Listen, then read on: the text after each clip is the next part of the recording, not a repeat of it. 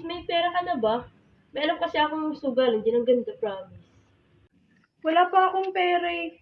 Pero hihingi ako kay tatay mamaya. Ha? Pwede ba yun? Maantay mo ba ako? O sige ha, hihintayin kita dito mamaya. Pero bilisan mo naman.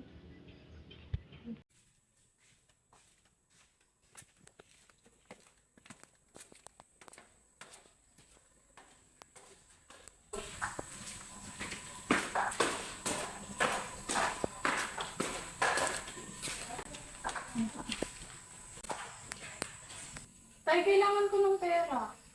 Pagkano ba kailangan mo? Kasi pambili ko siya ng project. Kailangan ko na kasi ngayon. Nasa magkano ba kailangan mo? Mga nasa 2K, ganyan. Okay.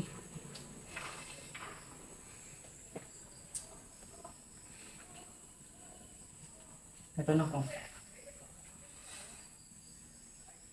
Thank you, Tay. Sige, mag-aaral ka mabuti ha. Opo. Tay, Oh, anak. Nakawin ka na pala. tara, uwi na tayo, gabi na oh. Sige. Tsaka yun na, hindi si ate. Oh, di ba mo sa atin mo, hindi ka nakakauwi. Gabi na. Hindi nga ako binalikan sa bahay eh.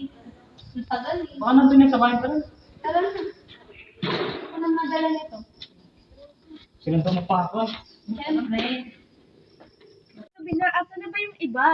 Hayaan nyo na yun. Umpisa na natin to. Labas yun yung mga pera nyo. O, ito na. Ayun oh. Sana ang laki ng Sana pera. all. 140 lang tong laban ko. 250. Ano ba yan? Lahat na yan.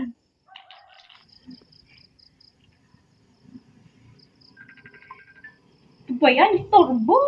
Ba naman? Kumawag naman. Saglit lang ha. Hindi yan makakabalik. Turbo yun ang asawa mo na yan. Ano? May pera ka pa ba dyan?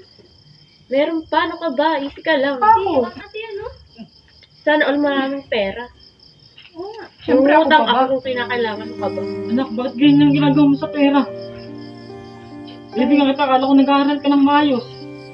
Kasi, Kaya nga, kaya pala lagi ko nakikita yan dito si ate. Kaya Ano lagi ba ko kailangan mo? bahay. ha? Ako panganay dito, di ba? Hindi naman sapat na